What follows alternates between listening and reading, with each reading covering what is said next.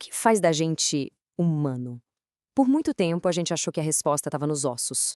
Mas, na verdade, uma revolução silenciosa está acontecendo dentro do nosso próprio DNA. Então, se prepara, porque essa análise vai reescrever o que a gente pensava que sabia sobre a nossa história. Essa é a pergunta de US$ 1 milhão, né?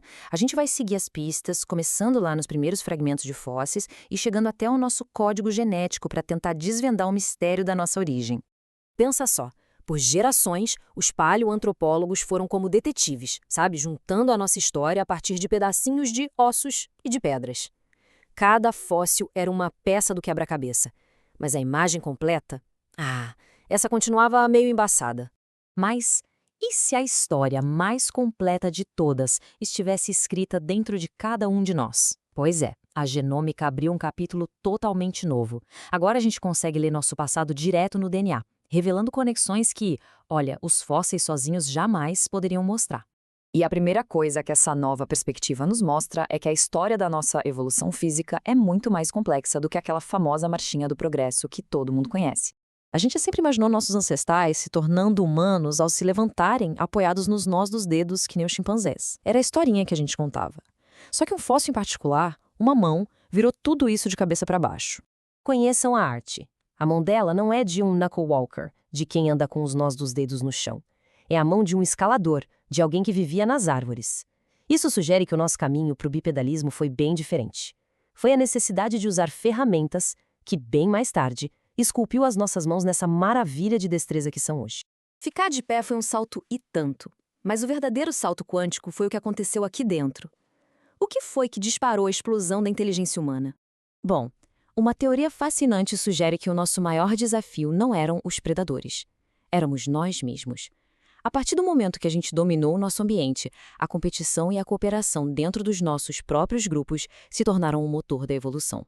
Para sobreviver, a gente precisava ser mais esperto, mais social, mais humano. E isso nos leva direto para a nossa árvore genealógica. E a genômica revelou que ela não é uma árvore com um tronco retinho, não. Tá mais para uma rede densa e toda emaranhada, com galhos que se conectam. Dá pra gente pensar na nossa saga em 3 atos. Primeiro, a separação dos nossos primos distantes, como os neandertais.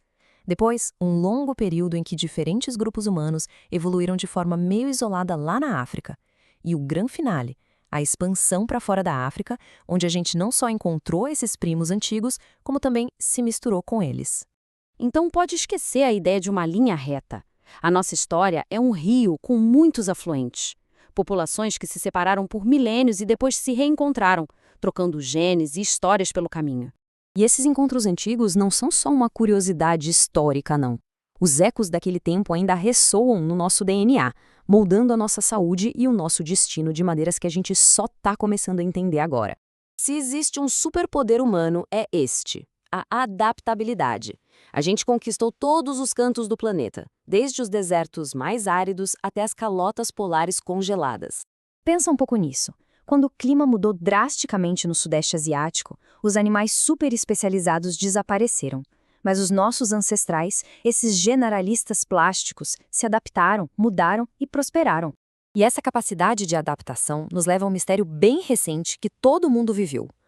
Por que a Covid-19 atingiu algumas pessoas como uma tempestade e outras como uma brisa suave? A resposta, por incrível que pareça, não está no presente, mas no nosso passado distante. A resposta, pasmem, nos leva de volta a dezenas de milhares de anos.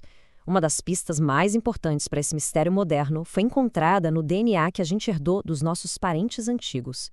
50%. Deixa esse número assentar. Em algumas partes do sul da Ásia, metade da população carrega uma variante genética que aumenta, e muito, o risco de ter Covid-19 grave. Uma variante que veio direto dos neandertais.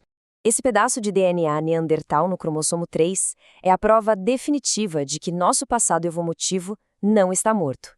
Ele está vivo, ativo no nosso genoma e pode ter consequências de vida ou morte. É uma herança antiga com um preço trágico no presente. E olha, a ligação com a Covid-19 é só a ponta do iceberg. Conforme a gente desvenda o nosso genoma, estamos descobrindo que a chave para entender a nossa saúde, as nossas doenças e talvez até o nosso futuro está trancada no nosso passado profundo. A odisseia humana está longe de acabar. Na verdade, a gente só começou a ler o mapa. O que mais será que vamos descobrir?